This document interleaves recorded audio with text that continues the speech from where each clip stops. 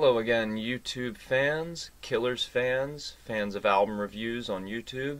I'm here today to talk about The Killers, Day and Age.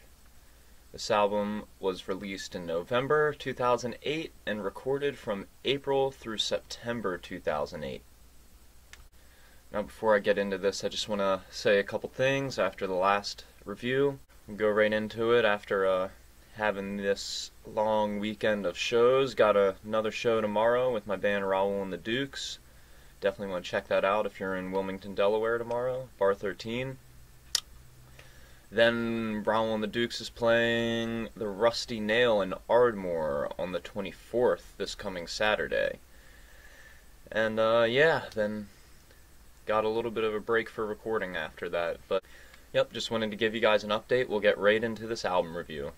So they recorded this album through April and September in 2008, and that's actually a pretty good turnaround time. I mean, I know that there's like only 10 tracks on here and whatnot, but still, like, for the quality of these songs and the time that I know the Killers spent on the road and just hunkering down from the time they began their first demo tape to, you know, through Hot Fuss, through Sam's Town, you know, they had so much going on, so much success in a short period of time. For them to still just release top tier material in, God, less than a half of year's time. I'm sure in the end it was just a bunch of mixing and mastering and adding final stuff on. But yeah, they recorded this whole thing in their hometown of Las Vegas at their Battleborn Studios. It was released through Island Records and produced by Stuart Price, who's a pretty big name producer. I know he's worked with them on a couple things. It was engineered at Battleborn and then mixed at Olympic in London and then mastered at Metropolis in London. So this place went through 3 different studios to get through to the final product that we see here. That's pretty incredible. There's some. This is, I think, the first Killers to feature their like touring members, and they have like an extra guitar player. They have their saxophone player, Tommy Marth. I know he's for sure on that. They have a couple, like maybe 3, 4 extra guys in that. I can't exactly remember, but yeah. So this album did very well. It debuted at 6 on the top 200, which in 2008 for a rock band, I mean, granted the Killers were pretty successful up to that point, don't get me wrong, but like for third album in and they debut and they're still in the top 10, like for real, that is great. Especially because besides like Human on here, I mean, I feel like some of the tracks on this are like sleepers for like casual Killers fans, and that's a shame. But guess it isn't too much of a shame because the album is certified 4 times platinum now as of 2010, and as of last year, 2020, it has sold, I think, 3 million units worldwide. That is crazy. That is crazy. I'm so happy to hear that for them on this album. It's definitely my favorite album of theirs. That's a hard thing to say. I know Hot Fuss is like one of the first albums I ever bought as a youngin', and I just am very deeply connected to all the songs on that one because they just take me back, and really just great stuff, great new wave revival kind of stuff, and really established what they were going to be going for early on in many different ways, And then obviously Sam's Town, I mean, how can you beat that? I mean, it's very close to this as far as some of the songwriting and a lot of the production and stuff like that on it. But I feel like Sam's Town was a dirtier, grittier kind of record. Like, you got a song like Uncle Johnny on there that is just probably their heaviest and most ripping song they've ever had.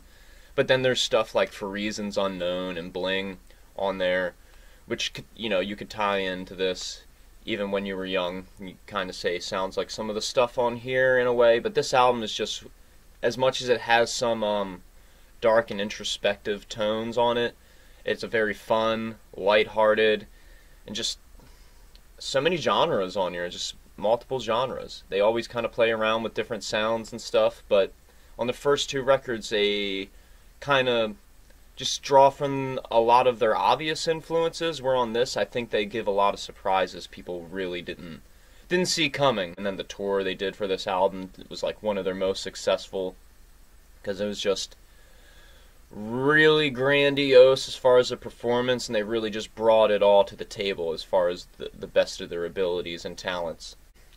So we're going to get into the track by track here. Moving into my, it's hard to say, very hard debate, but I'm pretty sold on this and have been for like the last 3 or 4 years. Losing Touch, opening track on this album, easily my favorite Killers song. Well, I say easily. It's kind of a hard decision to say that it is, but it really, like, I mean, none of their songs, like, get me the way that this one does. I love the spacey intro with the bells. As soon as this album comes in, it kind of lets you know what the production's going to be like. Just comes in with the doom, doom, boom, boom, boom. You know, it just gets you right into it. Kicks in with the, you know, the drums and everything kicking in, then the saxophone comes in with that dun dun bum bum bum. God, and then the groove that gets going in this song is just great. You got the bass and the horns working together, have a lot of interplay, and it's some of their most dark but yet yearning lyrics, which they always have that yearning feeling throughout a lot of their song. You know, some of their songs are just kind of meant to pull you out of like a dark, deep, depressing place, you know what I mean? At the same time, they can always just complement a good mood, a good party mood as well. You don't have to always think of some of these songs as dark. Though, if you're really trying to get the lyrical meaning out of them, this song definitely has a story about losing touch with your own life and reality, and just yourself, and finding faith in something bigger than yourself. I know that around the time of Sam's Town into this town, Brandon Flowers kind of got into his Mormonism, if I'm not mistaken, and just, you know, he was never like throwing it down our throats or anything. Obviously, you got 3 other guys in the band here, and they probably all have differing views too, but the way that he brings some of his lyrics dealing about faith, the loss of faith, finding faith, I don't find any problem with it, you know, personally, with my spiritual views here. This song really kind of has brought me out of a dark place before, and every time I hear it, it just kind of gets me pumped up and ready to go, makes me want to write really catchy melodic stuff like this. I love how the second chorus drops out of the beat and builds back in with a very mellow build-up, up until pretty much Dave's guitar solo closes out the whole track, which easily my favorite Killers guitar solos. They're not a band that's really known for their lead guitar or anything like that, but when they do, super tasteful, very original. Like, they definitely have like a Queen-esque, maybe Cars-esque kind of vibe with some of their leads, even as far as to go like saying like Weezer and like some of those like alternative rock kind of licks here and there. But the solo on Losing Touch, definitely their most like hard hitting, and it just, well, up to this point, it was their most hard hitting and just really melodic and not too flashy, but it has some of his flashier licks in it. I was just blown away. I was like, how have I not listened to Day and Age? What the hell? You know, that song just immediately was like, that's the first track? That's, oh my god. How did I sleep on this album? And that was like 4 years ago. Maybe 4 or 5 years ago now. So, yeah, that's really good song there. Human, the next song, which is probably the reason why I slept on this for so long, because I remember that song coming out and being big on the radio, and just, you know, obviously you expect all the synthy, like kind of synth pop and new wave revival stuff from them, but I felt that this song was like, even though very synth laden, was like a departure from their previous 2 albums when I first heard it, and just didn't get the whole danceable vibe of it. Obviously now we're going to be about 7 albums in with them, and we're kind of used to all their tropes and all that sort of thing. So looking back on Human, especially after watching their concerts and stuff a lot, it's kind of a no-brainer how this was the direction they were going into. I love how the synth creeps the song in with the like U2 sort of inspired riff that dun, dun, dun, dun, dun, dun, dun. It just loops like pretty much over and over throughout this whole song. But Brandon's vocals are the most beautiful and soulful deliveries he's probably ever given. I love how the beat progressively gets more pumped up into a sort of electronic beat. It sounds like Brandon is talking about finding faith again in these lyrics. It sounds like it was written to be played at raves and clubs, though. So that's a very interesting thing. I'm pretty sure that this has quite a few remixes. Like they have a lot of remixes on their songs. Like if you get their deluxe editions, like it comes with so many bonus tracks and remixes. I know Sawdust had some remixes, so I'm sure Human had quite a bit of them, and those probably ended up on some DJ sets and stuff like that. I wouldn't be surprised. The middle eight in the song, oh my god, it's just great build up. Some of my favorite Killers lyrics by far. Moving into the next song, Spaceman. I love how this one comes in upbeat immediately.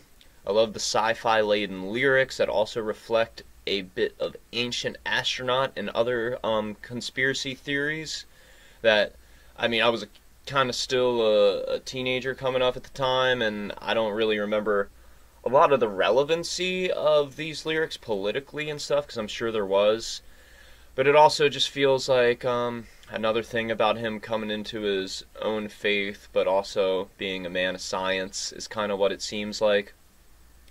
But at the same time, it also sounds like it's just kind of honing in on some of the, like, hysteria with, like, like I said, these ancient astronaut theories and stuff like that about aliens and being a part of our history and stuff. I think a lot of that is really given way in the bridge with the Nile runs from east to west thing. It just makes me think about, like, how the poles, like, shifted and, Pangea and all that thing, shifting of the tectonic plates again. Talking about, obviously the Nile runs, north-south and stuff, but they're talking east to west, saying that the planet maybe was in another thing at the time. I'm not sure. I get a lot of deep meanings out of the lyrics of Spaceman, so if anyone can kind of clear that up, that would be cool. I feel like it's kind of a song about conspiracy theories, but also about your own faith. The synths almost have that Hot Fuss vibe, but almost better in the sense that these sound more honed in. They also put you in outer space. Like Hot Fuss has a lot of the dancey stuff. Not that the song isn't dancey, but it has a sci-fi element that is certainly not in a lot of their other stuff. That's for sure. Love how the bass kind of comes in with the solo and the drums kind of come in like towards the global positioning systems part. Yeah, that part is a very nice build up, and it just gets you grooving. It's so funky. Always has my favorite lyrics in this song with the bridge. The final chorus is so good, how it keeps repeating and building up upon that. The drums progressively get crazier and more intense, as Ronnie Vannucci Jr. usually does. The guitar riff fading out is pretty nice too. And the Joyride, next song, the drums kick it right into the main bass riff so smoothly. Has such summertimey lyrics. They're all grooving pretty nicely on this one. Everything comes in great. The drums just kick it right into the main bass riff, like it just opens up with that bum ba-dum ba-dum ba-dum bum. Like it just it's almost like an exotic disco song in a way, because of the beachy summertimey vibes, but also has that like driving through the city or down the highway or freeway late at night kind of thing going on. The song is kind of repetitive, maybe one of the most repetitive on the album, but it's in a good way, because it just builds up from the minimal instrumentation coming in the beginning of the song, and then it builds with intensity through the rest, like adding in the saxophone again on this one, which is probably the best saxophone piece in the album. It's featured in 3 songs on here, and I think that this song probably has the best saxophone interplay, especially towards the end when it just gets into that. Just great. Even better live. Please check that concert out again, like I said. So it also has this slide guitar that comes in. It just really makes it. It just has this glistening that just trails off throughout it. There's just all kinds of little extra touches in Joyride that really make it pop. Really kind of save it from any sort of repetitious vibe that people might, find in it. I think the song's very fun, though. Very much a groove. Moving into the most juxtaposed song in the album, probably. A Dustland Fairy Tale. I mean, I think I read in the notes on Wikipedia that Flowers said that this song is literally like a sequel to Sam's Town. Just supposed to bring back that vibe. Maybe this whole album is a bit of a part 2 to that, but Dustland Fairy Tale. No other song on here is really like this, because most of the songs on here are very danceable, bringing stuff to a new plane, whereas Dustland Fairy Tale brings back the piano ballads from Sam's Town and harkens in a lot of the imagery with the storytelling that he has on there. It's very reminiscent of Springsteen, just with the way that the song progresses and his vocal delivery. Not a huge Springsteen fan. I know that they are huge Springsteen fans and they work with him and people related to him quite a bit. Just never been a fan. There's a couple songs of his I like, but not too much. Never delved deep into them. A lot of the stuff on Dustland Fairy Tale reminds me of like Queen too, with their piano ballad. Just how pretty it is and just emotional. It just sounds like something Freddie would have written if he were into telling these kinds of stories and stuff like that. I also like to compare Brandon Flowers to Freddie Mercury quite a bit. Like if you watch his performances live, he's just all over the stage, always has the best outfits, you know what I mean? Like he's just very emotional and in your face with his performances. I just can't stress it enough how similar I find their vibes live. I love how the band comes in with a build-up that ascends to the guitar riff. It leads into the chorus, and like pretty much there's nothing else going on in the song. Like up until that point, it just progressively gets more built up, and just adding in the drums and the guitar, which is very minimal in this song, but it's just, there is this one part where it just trails off into the final like build up of the song where the drums really come in with the dun, dun, dun, dun, dun. It has this guitar riff that's my favorite part of the song, where it just ends up in this like echoey spot that leads into the last chorus. And then the end of the song is probably one of the best parts, because it just closes down into like almost nothingness, and then the guitar comes in with this like I think he's finger picking it. It's like a arpeggiated like chord riff, but really it's like it's not going on in the rest of the song until that part, and it's just such a smooth fade out to the song. They pull it off live. I think they play the song almost like every night live, but yeah, it's just a beautiful song. They do it beautifully. The next song, This Is Your Life, definitely a close contender with one of my favorite songs on here. I find the chord progression just so interesting. First time I heard this song, I swear to God that the bass player was playing it wrong. Like, I didn't know the song, but I thought he's playing it wrong because I heard the bass line, and like the third chord in the progression is like, it sounds weird when you're just listening to the root note on the bass, but when you play the full chords like the way they're supposed to be played, you're like, oh yeah, it's actually not a bad chord progression at all. And it actually is quite interesting for the rest of their catalog. I love how the distant sounding background vocals and the chord progression become represented through the bass line and the intro of the song. And then the whole band kicks in just measure by measure, like they slowly come in, adding on. I love songs that do that, that just kind of, they don't, I love songs that throw everyone in all at once, but then when you have a nice build-up where it's all smooth, it's great. It's another song that tells a story similar to some of the ones on Sam's Town. It really reminds me of the desperation and yearning felt in the song Bling, Confession of a King from Sam's Town, which is, I don't know, it's hard to rank my Killer's favorites, but that might be my second favorite song. It's hard to say. That's very hard to say. But yeah, that might be second to Losing Touch's Bling. And any song that kind of reminds me of that is going to have a high place for me. So this song, no exception. I think the lyrics really kind of tell a similar story of being in a low place and just finding hope and, you know, trying to find the good life out of it, you know. His vocal delivery and cadence in this is very beautiful. I love the final coda on the song. It just kind of keeps it going. It makes you want more. It makes you want more. And then the song ends and goes into their first foray into what I want to call these, like, acoustic, like, worldly songs. They have a couple more on their next albums after this that kind of delve into just all kinds of different genres. This one has a very exotic, tropical feel to it. It doesn't open that way, though. It opens up with the bass line and the vocals, like, right off the bat.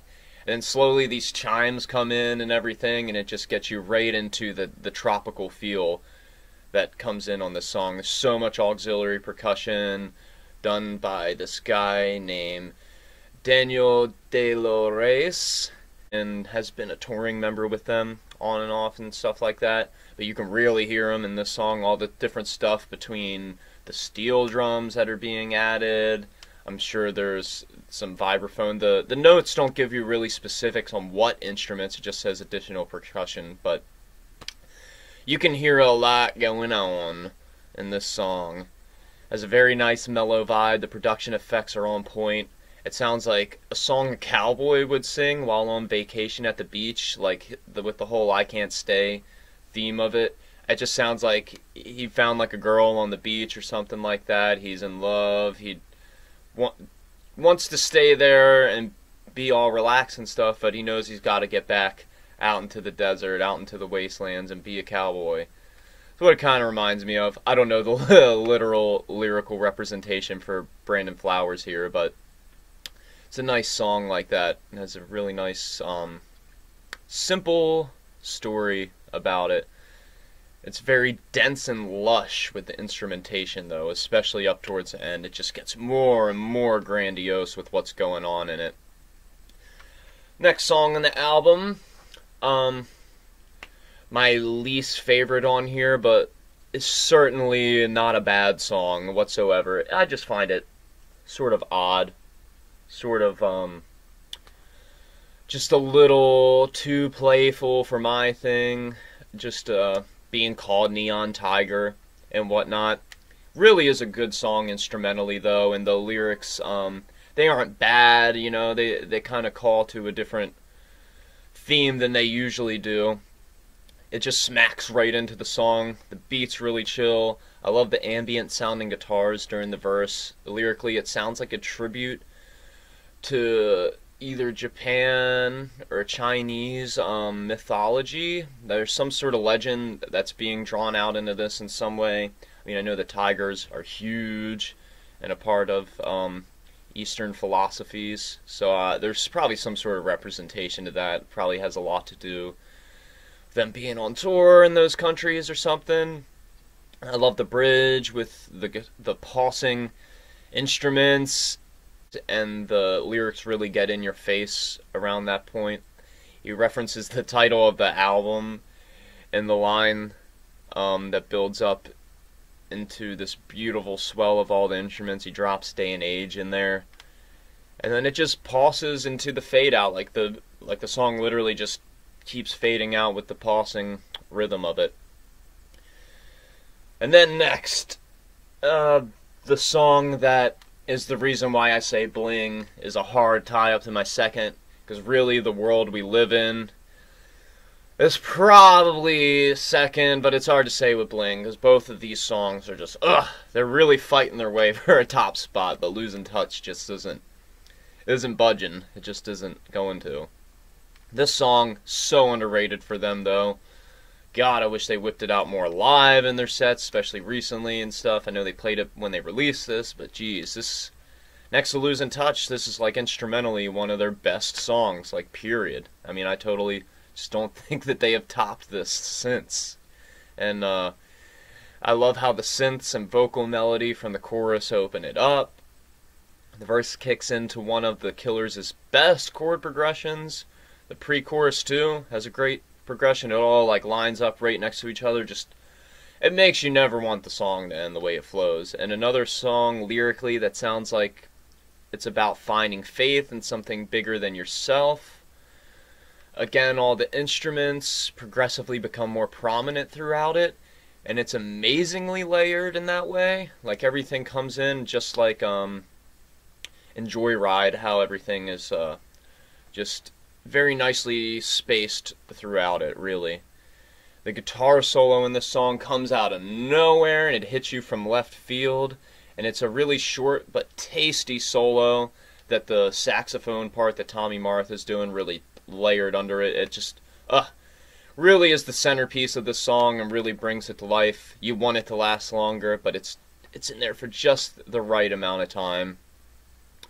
One of the tastiest solos Dave Koenig's ever done, and complemented by the horns. I love the bridge lyrics, the vocal that he does in, and this is one of my favorite that he does with the whole "there's no next time around." That part, like, oh my god, just great. I know I was singing out of key there, but you get the point. Like that part, the way that it comes in, it's just one of his most unique vocal performances, without a doubt. The ominous build of everything in that final chorus is just this swelling of these dissonant chords in the background that just kind of build it up into the final "this is the world that we live in" part. Oh my god. The chorus repeating to the outro just makes you never want it to end. It's so beautiful. Can't express how much I love the world we live in. Great song. Instrumentally, it's funny though. If anyone's ever played Wii Sports Resort, I think it is. It's on the 100-pin bowling. There's a song in the background on this that instrumentally, and like maybe it's even in the same key. I haven't quite checked it out yet, but over the past couple years, every time I play that 100-pin bowling on Wii Sports Resort, it always reminds me of the world we live in for some reason. I don't know why. I'm going to have to figure that out, but yeah, check that out. And then we go into the very last track on the album, Good Night, Travel Well. How many albums end with such a good, thematic closer like that? I mean, not even the Beatles got it right with Good Night, because it doesn't quite end with Good Night on the White Album, but it's still close. So that's a close representation to what this does, and it opens in with the tuba sounds. I'm not sure if they're all synth, probably not, considering they weren't in the liner notes, but they sound like they're representing like a tuba coming in. Something that sounds like glass clanging and clocks and stuff start coming in the background. Gives it this nice eerie feel that you don't use maybe on a couple songs on like their new album Wonderful Wonderful, but they really don't have a lot of these like Pink Floyd-y, like kind of flaming lipsy sound effects that come in like that. I find this song is just very odd for them anyway. It's not my favorite on the album, but it's definitely ominous and ambient and a great outro. His lyrics and vocal delivery sound very doomed and sad, which is unusual for them.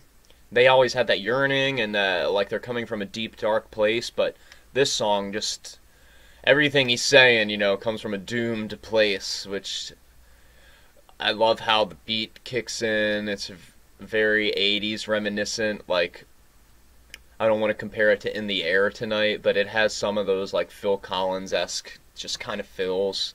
Not necessarily like that song, but just kind of that style. I love how the overall lo-fi feeling of the song, like, it's still very well produced and whatnot, but compared to all the rest of the songs on the album, it is so lo-fi with the beat and the electronicness of it and all that. It sounds like all the thoughts that swirl in one's head when you're just laying down at night and you're just getting anxious, if you're that kind of person.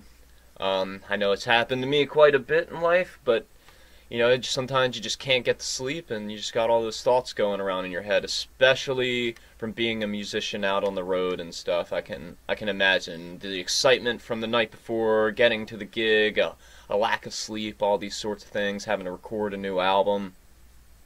This song really sounds like a message to his fans, his dedicated fans. When everything finally kicks in, it's very dark and powerful, like all the instruments, and then a dramatic seg into the final chorus happens, and I love how the drums again from Ronnie get progressively more intense, especially for this song having a lot of electronic influence. The title being repeated over and over towards the end changes at that part from its minor key to shifting to a relative major, and it really ends the album on an uplifting note from this final doomy vibe that we get on this song. It shifts into an uplifting thing with the "Good Night Travel Well" being repeated at the end, and it's very somber. I like it a lot. It's a nice outro to an album full of different vibes that capture both the good times and the bad times for the band. The guitar lead that finally kicks in towards the end too is very minimal, but right in the right spot, and it just sings, man. The strings closing out the song also feel like a nice just wash over to, make you feel at ease with the fact that this amazing record has ended, because I know every time I listen to this, I always debate, I'm like, God, I want to throw that back on again. It's just one of those albums that, I don't know, I feel guilty about wanting to listen to it a lot, because I don't want to play it out or anything, just like all my favorite records, but this one, the songs are just so tight and solid and cohesive, I just always want to throw it back on and just sing along again, so that was my track-by-track review, The Killer's Day and Age. We're going to get into rating it now. Production quality, like we talked about in the Jimi Hendrix video, that album has a little bit of a raw sound in certain points, but it's very lush with the dense instrumentation going on through a lot of it. Whereas this, not being, actually, it's funny, because that was released in '68. This is released in 2008. So we got, 4 decades later here, and we're, kind of looking at a different production style altogether, It's just crazy. This kind of stuff probably didn't start getting produced like this till, the late '90s, and it's just amazing how far music has come as far as production. If you're a fan of the last album I reviewed, and also a fan of this one, or maybe you're not a fan of either, or one or the other, you can really tell the juxtaposition of all the stuff that I'm into, and it really doesn't matter one way or the other what kind of production style I like, just as long as it suits the album. And this album has a very dense, lush, and just over-the-top production, and I really like it on this. Some bands, some albums, that doesn't always get pulled off the best, but on this one, I think it's why it makes it one of my favorite Killers records, because they really put the effort it needed, and I gotta give it all the credit that it deserves, especially to Stuart Price. They got that guy in the nick of time, and got him to lay it down once again, making another great album. So I give the production 5 out of 5. Not a single flaw in this that I would change, really. The cohesion of the songs, this is another album where almost every song has a different vibe. Almost. There's a handful of tracks here that could be different albums on their own and whatnot, for sure. Like if you put Human and Spaceman together, they're very similar, but then you got very similar vibes on Losing Touch, Joyride, and World We Live In. So if they would have spent time like honing in those different sounds for like an album in particular, that would have been pretty cool. But can't ask for more glorious pop songs than these here. Like, it's just great stuff. Nicely written, well done. Every song doesn't lead into each other, but it just is one banger after the next, I promise you. 5 out of 5 on cohesion, even for the juxtaposition of all the different songs and genres on here. Next, we're rating the audience that they were going for, which at this point is a very diverse crowd, I think, in their career. They started out being very much new wave revivalists and playing into a lot of the imagery and themes of being from Las Vegas. Now, not that I don't think that they don't capture a lot of that on here too. I just think this is a huge departure from the new wave sound into a more danceable vibe, but also more like arena rock and just more pop rock sensibilities, you know, just more open to having different instrumentation and sort of things like that, which has become a really big aspect of their albums and their track lists on their future albums after this. Battleborn, Wonderful Wonderful, and then you got the new one, Imploding the Mirage. They're all come from a great sensibility similar to this album, I think. I don't think they've ever stopped trying to do similar things to this since Day and Age. I think that they kind of deterred from the original Killers fans on this one. Like I said, I wasn't a huge fan at first when I heard Human, but then I never heard any other of the singles on this, so what the hell did I know? I find it hard to believe that they're gonna be able to top this for me, as much as I will always be a fan and always keep up with their stuff. So, I guess I'll give it a 4 maybe out of 5, just because of the fact that it was a little bit of a detour in their original sound, but they bring back a lot of the elements that people loved from Sam's Town on this, and when you watch it live, when they play it with all 3 of their first album songs, including the Sawdust songs too, you can really just see how their set just is so cohesive no matter what. So, I mean, obviously they still have a bunch of fans now. They've changed their sound even more into more like synth pop stuff. So, I don't know. It's not too much of a departure, so I can only knock it 1 point for that. But the people that they were aiming to, going into this, more open-minded people, they totally nailed that on the head. And I love the album now, so it's a shame that I would even knock it 1 point for that. But yeah, we'll just give it 4 out of 5 for that. Moving on to the instrumental skills and content of the album. I think the instruments are very well done here. Some of all 4 of the main members' best performances. Vocally, I mean, he has some stuff on other albums that could be on par with some of the performances on here, but I personally, like, 3 of the songs on here have some of my favorite Brandon Flowers' vocal performances, his lyrics. It's just incredible. Like, he was just on point and in this soulful spot during this album. I feel like just nothing could freaking touch him, nothing in the world. Dave Kooning, he has some of his best guitar solos on this album. There's not many compared to some of their other albums and stuff, but I think there's a couple more than there is on Sam's Town on here. And the guitar work that he does, however minimal it may be on like Dustland Fairy Tale, it really makes the song. And I'm not a guitar player that really cares about how flashy you are, or if you want to be the best of the best and that sort of thing. Maybe I did when I was a teenager, but nowadays, I'm kind of like a multi-instrumentalist and a songwriter when it comes first, rather than being a guitar player, even though that was my first love. Obviously, the main thing I love about the Killers is the simplistic but yet tasty guitar work that he does, and that's what I gotta say about all the songs on this. It's not about him being the best guitar player, but he pulls it all off very well, and when you watch him play it live, it's just on point. Can't complain. Ronnie's drums, probably always one of the best parts of the band too. Like, I mean, he's been so consistent throughout their whole career with just being the most powerful drummer in the game. God, just so good. He knows how to write the beat and make it pop for every song. Good job, Ronnie Vannucci Jr. Definitely one of the best rock drummers ever.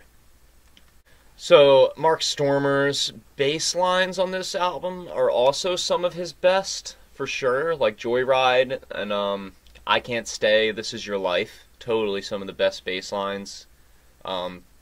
He just really complements all their songs, honestly. I know Brandon Flowers plays like a couple of bass lines throughout their career, and Mark has kind of disappeared from the picture along with Dave. Dave's back now, but they're all kind of like just been in and out since Battleborn, I think. So yeah, it's nice to hear all of them on point on this album. You gotta wonder like what happened and everything. I think it was just too much stress. So yeah, their instruments are great on this. Content, the lyrical content of the album, everything about it. I really like it. It carries more into that finding faith like kind of category from Sam's Town. Sam's Town has a little bit of that going on, but like I said, it's a little bit more grittier in its vibe. And this album, yeah, it's just more uplifting and motivational. Whereas I'm not very much a spiritual or religious person, but this one really takes the cake. It really makes me get in a good vibe, makes me want to dance, you know, makes me want to write good, catchy songs and melodies, and couldn't ask for more of that. I think the album artwork and everything very much defines the vibe. I think it won a Grammy for Best Album Artwork and everything. You know, you fold it out like that, it's a nice gatefold with this, like, desert, starry night vibe. And I love the, like, mosaic feel. I don't know if you can see that on the cover here. But the mosaic on the front is probably one of the best touches to their album arts yet. Don't really know what else to say about it, you know, besides that they won a Grammy, but it just captures the vibe very well. And yeah, so the content, 5 out of 5 on this one. Can't knock any points on that. They did a really good job putting this whole product together. The record company, the band, the producer, the studios, they really went all out on making Day and Age a solid album. Especially the deluxe editions. From what I understand, there's just so much more to get out of that. Finally, the least important in my opinion, again, is the personal experience. I just listened to this album twice over the last week to kind of get another vibe for it, because there's just so much to unpack here, especially because like Jimi Hendrix is a well talked about person. There's lots of notes and stuff that even he wrote and everything, but some newer bands, you know, you kind of got to dive deep into finding you know, the way that some of it was made. This is one of their most talked about albums for sure, and well documented. I really had to dive deep to find a lot of the meanings for some of the songs and who the additional people were on it and the instruments that they all played and everything. So, wasn't too familiar with a lot of the information on this album, but I've been listening to the whole album since about 2016, so it's always had a nice spot in my heart since then. Always being a Killers fan since Hot Fuss and Sam's Town. I just kind of dropped off after that, and I don't know why. Really wish I wouldn't have, because this and every album after it I've really enjoyed quite a bit. Even their new one. Might not have all my favorite songs on it, but geez, there's a couple on it that make me really look forward to the next album. But anyway, like I said, my original experience, I only knew Human. Didn't really like it. I do like the song amongst their hits now. I think it's one of their better, poppier, like dancier hit songs like that. Especially the lyrics really get me. But yeah, this wasn't really familiar with me for a long time, and I really like it now. It's my favorite Killers album. I almost find that I can't stop listening to some of the songs on it, and Yeah, I really enjoyed it the last couple times I put it on. I found that there's new stuff that I find every time, which is surprising considering that these are just like some pop bangers. You know, you expect it to just be straightforward in your face, but so dense. You almost always find something else you like about every track every time you listen to it. And I gotta give that 5 out of 5 despite my original, indecisiveness about the record just because of hearing the signal. I wish I would have been more on their trails back in the day and would have discovered this, because I'm sure it would have, even being back in my early metalhead days when I was a teenager and stuff like that, trying to be a little goth kid, I'm sure this album would have, like, changed my mind on a lot of, I know they hate it, and I hate to compare them to it, but like the indie bands and like these new wave revival, post-rock, post-punk sort of things. Like, I just wasn't into that sort of thing, and I feel like if I really would have given this a chance and really listened to it beyond their stuff on Sam's Town, I would have probably been a fan a lot longer than I have been, like a diehard for the Killers. So, yeah, gotta give it a 5 out of 5. It's really turned me on to them. Reaching the end here, just want to go over some of the pieces of this. I got it on CD, just the normal version from when it came out. I bought it around 2018, I think, when I bought a lot of their other catalog. Got that in the inside. I still got the little security thing in there. Got the booklet, which, you know, is another thing showing the back and front cover of the album. But then you got these awesome mosaic pictures of them, which is some of their coolest, up close shots that they've ever had. There's the band there. Some of the liner notes in here. This album actually doesn't have a lot of liner notes, but the visuals on it really make up for it. I think they're great pictures, great artwork. And then the CD. Probably one of my favorite parts about the artwork is the CD, and how, if you look at it, it's basically, if I can get it show up here, basically just the moon on the front cover here, if no one's ever noticed that. I love that about it. You can really see all the intricate details of that, like, mosaic kind of design with all the bubbles and stuff. It just, how much detail, you know. I don't have a computer I had to do that, or if you did it by hand, whatever. I'm not a great visual artist, but goddamn, like, they really did a number on the art for this. So, overall, I knocked 1 point off of this for the audience. So I think I will give it a 9.5 out of 10, because everything else ranks 5 for me. It just was a little bit of a diversion for most Killers fans. Not necessarily for me now, it was at the time.